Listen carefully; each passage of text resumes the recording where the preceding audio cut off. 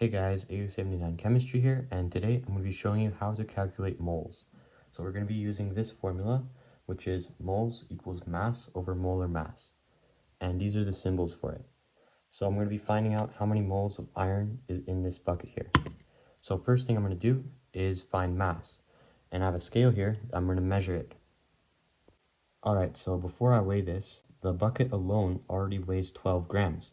So I'm just going to zero this and then pour in the iron. So this here weighs 148 grams, and that's going to be our mass. So to find molar mass, you're going to need a periodic table that has mass. So over here, the mass of iron is 55.85. So that's what we're going to use. So now I'm going to input the numbers into the calculator. So it's going to be mass, which was 148, over molar mass, which was 55.85. And now the answer here is 2.6. We're going to round that to 2.65. So 2.65 moles of iron. That's how many moles this is. So it's pretty easy to find the moles of an element, but let's try doing the moles of a chemical. So we're going to try finding how many moles is this citric acid here. So I'm going to start by weighing it out.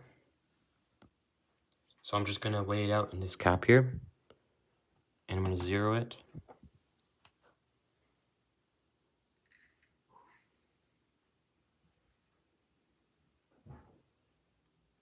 And that'll be good. Actually, I'll just make it a round number. There's 20. So 20 grams of citric acid, that's the mass. Now to find molar mass, we have 3 elements here.